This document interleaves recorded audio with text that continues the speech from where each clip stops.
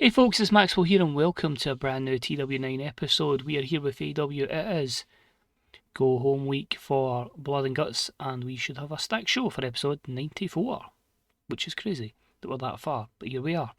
Looking forward to this one. This week we'll probably build up the rest of the card, hopefully give a lot of heat towards our storylines and we can have that blockbuster pay-per-view at the end of the week. So let's crack on. It'll be a fairly lengthy episode, so we'll start with AEW Dynamite and start off the show with Jon Moxley in action.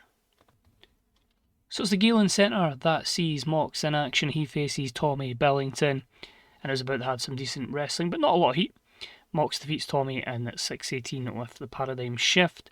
A 70 rated segment here, much better for Mox with the 80 performance. Just really a match to keep his momentum up. Mox then has a few words for us. This right here is just another reason why this next generation just won't cut the mustard here in AEW. Where's the will, the fight? This is just not the standard, it's a joke. We hear Darby Allin going, John. So he interrupts him and he makes his way to the top of the ramp. So Sunday, you want me and my title. You blame me for a few things around here, but you've got to realise one thing. The next generation is ready. We have the will, we have the fight, we have the balls. I ain't scared, certainly not of you, and I'll prove it. Because we're not just going to have a normal match this Sunday. It will be a Texas Death Match. So Texas Death Match, Darby Allin, Jon Moxley, AEW Continental Championship. The rules are out the window for this one. We are going to have a bloodbath. 79. Then hear from Paul Heyman alongside Ricochet and Ua, the AEW Tag Team Champions. And Heyman says, what kind of joke was that decision on Saturday? My clients Ricochet and Ua have to defend their belts against both Christian Cage, Cope, and of course FTR. What an injustice this is, a clear attempt at changing the AEW World Tag Team Champions. But fine, be as it may, my guys will show the world they are truly the best tag team here in AEW, and we will defeat two legendary tag teams in doing so. Now, we word from Ricochet goes, we got the speed, the power, and we've got the go, baby, and that doesn't change. And then he does his mad aha, which I'm not even going to attempt to do. That was a 69. Next matchup was decent. Chris Statlander picking up the win over Starlight Kid in 13:28 with an Area 4-5-1. Pretty level in terms of performances, which is good to see. The wrestling was a 70, the segment was a 72. And she has a few words for Mercedes Moné this Sunday. Mercedes, I saw what happened on Collision with you and the rest of the Moné Corporation. Now, I know the numbers game is going to be against me, but I am prepared for this. I have a plan that will help me and help me become the AEW Women's World Champion. So the storyline advances a 76. Two heels going up against each other, Statlander and Mercedes, this Sunday for the World Championship. We then have a little segment that confirms that this Saturday on Collision we will have a 6-way scramble match. The winner will go on to Blood and Guts to challenge Mariah May for the WTBS Championship. So a quick way to get something sorted there is 75. Next up, a decent wild brawl that saw the TNT champion Samoa Joe defeat Big Bill in 10:04 by pinfall. Muscle Buster, a 63 for the wrestling, a 66 segment, and Samoa Joe benefiting from being on Amazing Forum. This Sunday, AEW wishes to have all its championships on the line, so I guess someone has to step forward this Sunday and fight me. I don't want someone who's going to come for 2 minutes of fame. I want someone that's going to give me a war fitting this championship. So words have been set by Samoa Joe, the TNT Open Challenge, 82. Next up, and I bet they had some good wrestling and a decent reaction from the crowd. I was a bit worried about that injury there. Kyle Fletcher defeats Sammy Guevara in 12:59 with the Grimstone. This was our Steal the Show matchup of the evening. So they get a 77 for their wrestling and a 77 for their segment. So what's crazy here is, that's with Sammy really off his game and suffering a hyperextended elbow. So he could have been probably quite high into the maybe low 80s. I think high 80s is pushing it. But yeah, Kyle Fletcher stood out here with a phenomenal performance, and we'll see what the situation is with Sammy. But we hear from the top of the ramp some words from Will Ospreay and Swerve Strickland's alongside him. Impressive win, Kyle. Good to see you are really starting to show your true potential here in AEW. It's just the way you're handling all this. It's completely wrong, and it's all in the hands of that wanker, Don Callis. But be that as it may, I have no issue just reminding you of what level that you have to get to. Swerve ads, that's right, this Sunday you and Takeshita walk into whose house? Swerve's house. And I'm going to show you how much you really need to step up if you want to reach your world champion level. So 82, Swerve and Will Ospreay, Kyle Fletcher, Kinosuke Takeshita, and that storyline advances, gaining heat going in to Sunday. Then had about they had some decent wrestling, but not a lot of heat. The storytelling match of the night saw the Hurt Syndicate, Bobby Lashley, Shelton Benjamin and Powerhouse Hobbs defeat the team of AR Fox, Action Andretti and Michael Oku in 11:46 when Powerhouse Hobbs pinned Action Andretti with a frog splash. Pretty good one there, more of a squash, but a 64 segment and a win for the Hurt Syndicate. We hear from MVP, and he says, now we heard that all the titles have got to be on the line this Sunday, and we saw the main event from Collision last week. Now Adam Cole isn't having a particularly great time of it right now, so how about he and the rest of the Undisputed Kingdom prepared to get hurt by the Hurt Syndicate? You see, Shelton Benjamin can kick your head into Rose Ed, and as for Bobby and Hobbs, well, they hurt people, and we're going to hurt you free this Sunday to win the AEW Trios Championship. So it's a late match going to keep in my head, but Undisputed Kingdom, Hurt Syndicate, Trios Championships this Sunday. Another heel versus heel match. And the main event for the evening is about to have some great wrestling and good heat. Bryan Danielson defeats Pac in 22:09 with a cattle mutilation. A nice wee match to end the show. Bryan puts in a fantastic performance. Could not have him weakened before he faces Jay White. But overall, these two together with an 82. I like having these matches just to remind why Pac is very good. Overall rating was a 77. We increased their popularity in two regions. That would probably be Japan and India, I'd imagine. Not a lot of storylines further, but as I say, we are focusing on the main two at this point in time. So that was Dynamite. Time for Collision. So it's time for Collision, and we are at the Poly Pavilion. And we start off with some words from Switchblade Jay White. He says, Dragon, that was a pretty epic win against the Bastard Pac on Dynamite, but I couldn't quite help but notice that little hobble on your ankle. Seems like Pac did a little damage, and you seem a little bit weak, a little bit vulnerable. Tomorrow night I will pick you apart, I will target the limb, and I will slay you down. AEW breeze with King Switch, and you're soon to be new AEW World Champion. And I just mouse off going, my era. So set up for that one tomorrow night, Jay White versus Bryan Danielson, a 76 segment. Their storyline advances. Next up was about to have some good wrestling and a decent reaction from the crowd. And we had a little bit of a shock win here as Bandito defeated Kevin Steen in 12:39 with a quick cradle. So we're going to play off a bit of frustration here on Kevin Steen, but a 78 for the wrestling, a 79 segment, 74 performance from Bandito, and an 81 from Kevin Steen. So Bandito, obviously, as we said, picked up the shot victory. Steen's livid. He's kicking chairs, barriers, you name it. He is raging. He's fuming. And that was a 77 segment. Moving along, we have some words from Adam Cole alongside Kyle O'Reilly and Roderick Strong.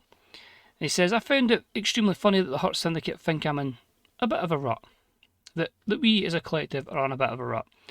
Well, newsflash, boys, Undisputed Kingdom, myself, Kyle, Roddy, AEW Trios champions, and hey, Bobby, Hobbs, and Shelton, three tremendous athletes, but I'm Adam Cole, baby, and I'm just that little bit better, and I'm going to prove that tomorrow night. Boom. So Trios matchup, we have confirmed Undisputed Kingdom versus the Hurt Syndicate, of course, that being Bobby Lashley, Shelton Benjamin, and Powerhouse Hobbs. Segment was an 83. So we had the 6-way for the number one contendership for the TEWIX Championship, and it was about to have some good wrestling. I had a decent reaction from the crowd, and it was Queen Aminata with a win over Jamie Hayter, Mayu Yamashita, Serena Deeb, Bayley, and Alex Windsor in 12:28 when Queen Aminata submitted Alex Windsor. We made this our Steal the Show matchup of the evening. Some very impressive performances in there. The only ones that were weak were Serena with her 58 and Alex Windsor with her 60. The rest all into the high 70s. Or, in the case of Jamie and Bayley, into the 80s. But overall, a 78, fantastic stuff. And Mariah May then comes storming to the ring. She puts the title right in the face of Queen Aminata. Tomorrow night it goes down for the TBS Championship. So because we have to improvise all the Mariah May skits, she improvised well, and Queen Aminata was all over the place. But still, a 74. Next up was a Wild Brawl, and it was just a cheap win for the Backbone, and it was the team of Ricky Starks, Wardlow and Wheeler Yuta getting the win over Jeff Jarrett in MXM Collection. What unit that would be. In 9:35 when Yuta submitted Jeff Jarrett with the Yuta lock. Mansoor only got 44, but rest of the performances, okay, not really convinced there by Yuta, considering we have him in a great position with Danielson. We really need to start getting him working up here. But a 62 for the segment. But to be fair, probably Wild Brawl didn't suit his style, so that might be a reason for the poor performance. Just crazy to see stuff where Jeff Jarrett's benefiting from being an amazing for him, and I've got Wardlow being a little stale. We then hear some words from Max Caster, and he goes, yo, tonight we're about to witness a clinic. Now, don't you ugly mugs worry. Don't worry, you don't need to be tested. It's a wrestling clinic by the best wrestler alive, Platinum Max. People say that Walter is one of the best. I mean, come on, bro. If you can't beat me, what chance have you got with Rush? Or Rush? Let's just hope you survive me. So a bit of a cheap promo there from Max Caster, 61 segment. His gimmick's getting stale. And we have Walter versus Max Caster, of all people. So I made it a storytell matchup, as you would expect. Walter wins in 151 with a rear naked choke. 92 performance from Walter, looks like $1 million. And the segment, obviously limited, was a 70. Then here's some words from Mercedes Monet. She says, did you hear everything that what Chris Statler had to say on Dynamite? She thinks she can counter the Monet Corporation. Girl, Bailey has my back, Nixon has my back, and so does Sky Blue. Plus, just remember how popular and famous I am. I'm the queen of this business, and they are lining up to join the Monet train. So bring who you want, because Monet changes everything. So an 82 segment, deadline for Mercy storyline has automatically advanced, because Statlander isn't on Collision. But yeah, looking forward to this one. I've got something up my sleeve for it, and I hope it pays off. Next up, shame this one didn't click. Gabe's getting stale as well, but good matchup. Despite that, as I say, 66.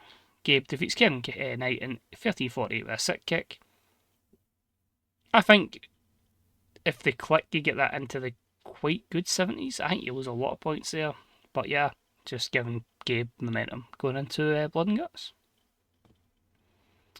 Then I have Ilya Dragunov. He's coming to commentary. He's going to have a closer look at our main event, which is Kazuchika Okada versus Lee Moriarty. So Okada's performance is good, just being described that he's going to be in action. The storyline advances and gains heat, and it was an 83.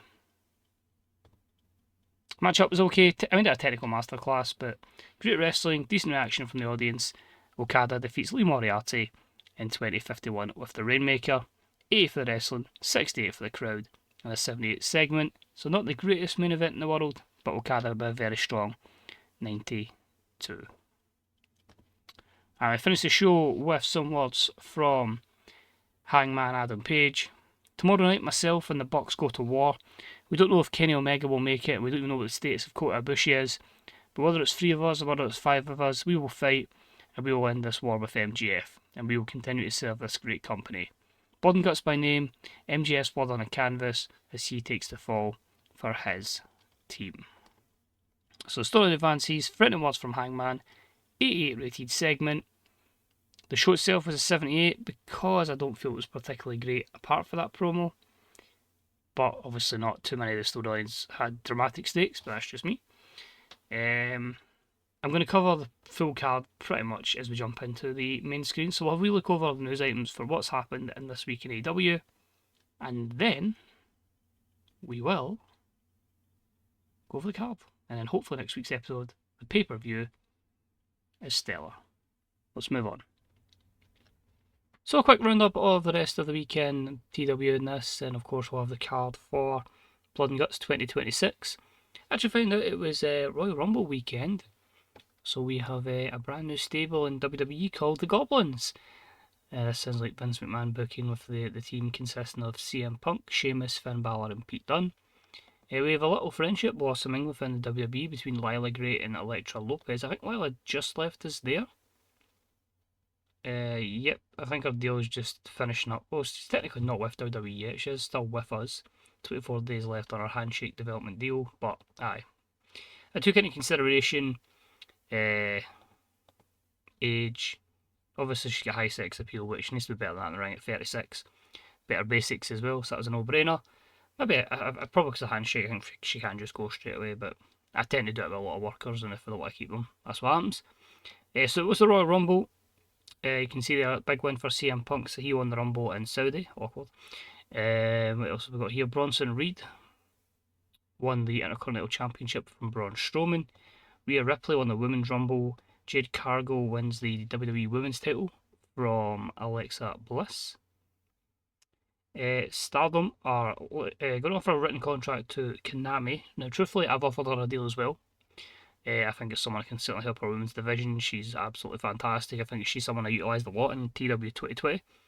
So it's someone I'm keen to push again here if I can get a hold of her. Josh Wish has left the company. His deal expired, so he is gone. But apart from that, it's just a change of style for Megan Bain. She is now going to be a regular wrestler. Previously was a powerhouse, so that may affect her. Because obviously she had a lot of good matches with women's obviously similar stature.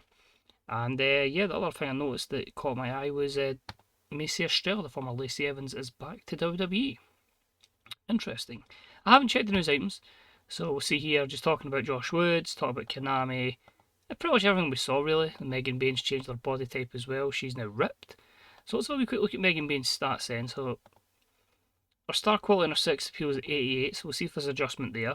But since the last year of the save, you can see 3 up in brawling, 3 up in Peresu, 15 up in hardcore, 14 up in technical, 15 up in aerial, and 15 up in flashiness. Our psychology is up 16, our experience is up by 6, and our respect is up by 9.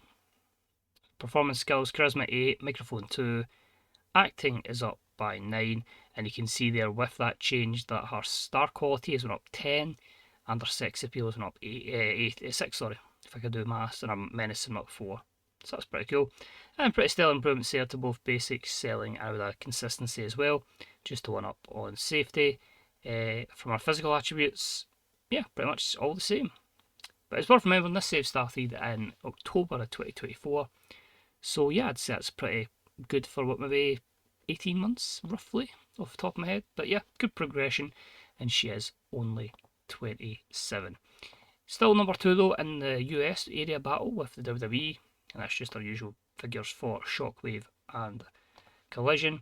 If we go to Company Wars, you can see we are number 1, but number 2 in this whole thing, both as a Titanic and at a high level. So the B shows, we'll quickly run through that then. I had Rampage, first and foremost. Tekla with a win over Hikaru Shida was a 66. More issues in the breakup between Kushida and Alex Shelley was a 57. Kevin Knight over Derlistico was a 64. We had the hype angle and entrance for Dalton Castle that was a 61 before he defeats Mike Bennett, and a 41. A hype promo with Gabe Kidd is a 71, and then Gabe Kidd defeated Kushida, which was a 56. And for Shockwave, Top Flight defeated Private Party in a 68. We had an angle and entrances for Mina Shirakawa, which was a 65, and Maki Ito, which was a 54. We had a fatal 4-way women's matchup that saw Candice LeRae defeat Mina Shirakawa, Taya Valkyrie, and Maki Ito, which was a 59. We had the Money Corporation have some words with Bailey, Nixon, Nolan, Sky Blue, which was a 71, before Nixon defeated Yuka Sakazaki in a 69. We had an angle and a promo from Max Caster, 68. Dalton Castle over Max Caster was only a 41. Promos from our main eventers, which was Anthony Bowens and Mark Briscoe with 76 and 74 respectively, before Briscoe defeats Anthony Bowens in our main event. And the amazing thing is, it's only been about an hour since I booked the last show, and I've already forgot who was stale. So that's going to be fun, remembering and seeing who I need to change. So the pay-per-view is obviously going to be the next video. I'll just quickly run through the card. So the plan is, at the moment, main event for Blood and Guts is the Blood and Guts matchup, so we might not get the greatest show rate in the world, because obviously it's a stipulation match, multi-man match, so it may suffer. But the plan and the intention is going to be MJF, Ricky Starks, Wardlow, Wheeler Yuta, and Gabe Kidd of the Backbone, and they will face the Young Bucks, Hangman Adam Page, Kenny Omega, and if he's available, Kota Ibushi. Not been able to utilise him recently, so I'm worried they might not be available, but fingers crossed he is, or I'll need to panic and find something else. AEW World Championship on the line, Bryan Danielson defends against Jay White. Get the tag team match of Will Ospreay and Swerve Strickland against Kyle Fletcher and Kurosuke Takeshita. AEW Women's World title on the line as Mercedes Moné defends against Chris Statlander. It's a Texas death match as AEW Continental Championships on the line as Darby Allin defends against Jon Moxley. We've got the International Championship on the line as is Kazuchika Okada defends against Ilya Dragunov. The Battle of the Big Brutes as Walter takes on Rush. With the AEW World Tag Team titles on the line as Ua and Ricochet defend against FTR and Cope and Christian Cage. AEW Trios Championships will be on the line as the Hurt Syndicate challenge the Undisputed Kingdom. TNT Open Challenge for Samoa Joe. The TBS Championship will be on the line as Mariah May defends against Queen Amanata. So let me know your predictions in the comments section below. As always, thank you very much for watching. Hopefully you'll join us in a few days' time for Blood and Guts. And as always, check out the Fantasy Booker subreddit, Grey Dog Software forums, twdb.com, and bethebooker.net. And I'll see you next time. Bye bye.